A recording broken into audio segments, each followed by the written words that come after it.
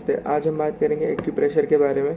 मैं आपको एक्यूप्रेशर के बारे में ऊपर से लेकर नीचे तक सारी बातें बताऊंगा और इसके ऊपर एक सीरीज़ भी बनाऊंगा। ये जो सीरीज़ है ये इसका पहला पार्ट है। अब हम पहले बात करते हैं कि एक्यूप्रेशर का इतिहास, सिद्धांत और कार्यप्रणाली क्या है। तो महान चिंतक डॉक्टर जॉनसन ने यह कहा है कि to preserve health is a moral and religious duty, for health is the basic of all social virtues, we can no longer be useful when not well. इसका अर्थ यह है कि स्वास्थ्य को बनाए रखना एक नैतिक एवं धार्मिक कर्तव्य है, क्योंकि स्वास्थ्य ही सब सामाजिक सद्गुणों का आधार है। तो अगर हम स्वस्थ नहीं है तो हम कोई काम नहीं कर सकते, ये आप सब जानते हैं। अगर हम को अच्छा फील नहीं होता हम लोग कुछ भी नहीं करते, हम लोग रेस्ट करते हैं। तो अब हम आगे चलते हैं। कोई भी व्यक्ति अस्वस्थ नहीं रहना चाहता, सब लोग स्वस्थ रहना चाहते हैं। रोग दो प्रकार से होते हैं। एक तो मनुष्य की गलती से, गलत खान पीन से, मनुष्य की अपनी लापरवाहियों से, गलत रहन सहन से, अस्वच्छता से रहने से, हानिकारक पदार्थों का सेवन करने से यानी दारू, तंबाकू आदि का सेवन करने से, चिंता, मानसिक तनाव तथा व्यायाम में हीनता के कारण रोग होते हैं कुछ।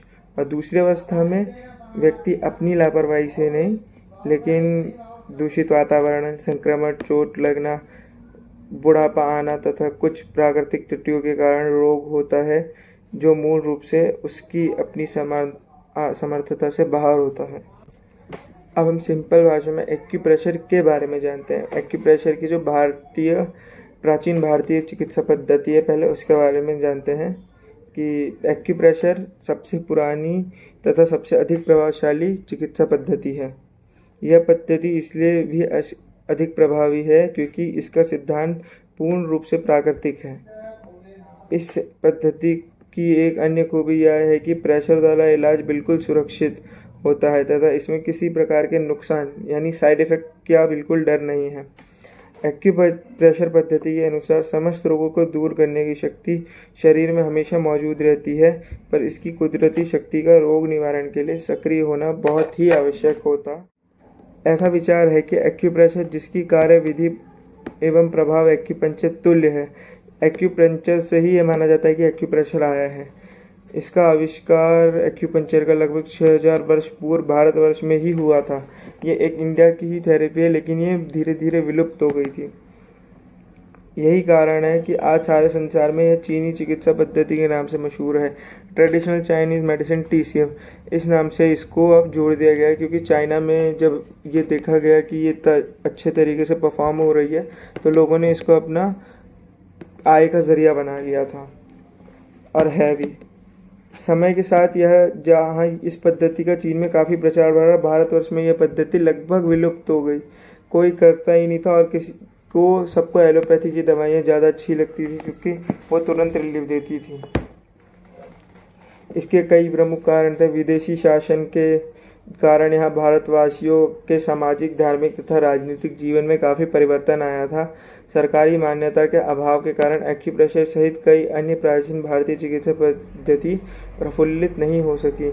उनको आज की डेट में भी एक्यूप्रेशर को मेडिकल के उसमें नहीं माना जाता है, क्योंकि सबको एक जैसा ये वो नहीं देती है। लेकिन दवाइयाँ भी सबको एक जैसा वो नहीं देती, तो दवाइयों को भी मेडिकल उससे निकालना चाहिए। फिर जो भी एक्यूप्रेशर चिकित्सा करते हैं उनका ये विचार था उस समय कि दबाव के साथ मालिश करने से रक्त का संचार ठीक हो जाता है, जिस कारण शरीर की शक्ति और स्फूर्ता बढ़ जाती है। मतलब कि मैं आपको अगर सिंपल भाषा में समझाऊं कि कुछ प्रेशर पॉइंट जो हमारे शरीर में मौजूद है उसे दबाने से और शरीर की मालिश करने से लगभग सारे ही रोग ठीक किया जा सकते हैं, क्योंकि उस जगह पे खून का प्रभाव बढ़ने लगता है धीरे धीरे। एक्यूप्रेशर या गहरी मालिश साधारण प्रकार की मालिश नहीं होती है। एक्यूप्रेशर का मतलब है पैरों, हाथों, चेहरों तथा शरीर के कुछ खास केंद्रों पर दबाव डालना। इन केंद्रों को रिस्पॉन्स सेंटर या रिफ्लेक्स सेंटर कहते हैं। हिंदी में इन्हें प्रतिबिंब केंद्र कह सकते हैं। रोग की अवस्था में इन केंद्रों पर प्रेशर देने से काफ़ी दर्द होता है, क्योंकि तब ये बहुत ही नाजुक, हाईली सेंसिटिव होते हैं। प्रत्येक रिस्पॉन्स केंद्र का पैरों, हाथों तथा चेहरों पर लगभग मटर के दाने जितना आकार होता है। अगर आपको जानना है कि कितना आकार होता है तो मैं आपको अभी दिखाता हूँ। ऐसा अनुमान है कि एक्यूप्रेशर 6ठी शताब्दी में ज्ञान संबद्ध बौद्ध भिक्षुओं द्वारा चीन से जापान में पहुंचा। जापान में इस पद्धति को शैत्सु कहते हैं। शैत्सु जापानी भाषा का शब्द है जो 2 अक्षरों SHI शी अर्थात उंगली तथा ATSU आत्सु अर्थात दबाव प्रेशर से बना है।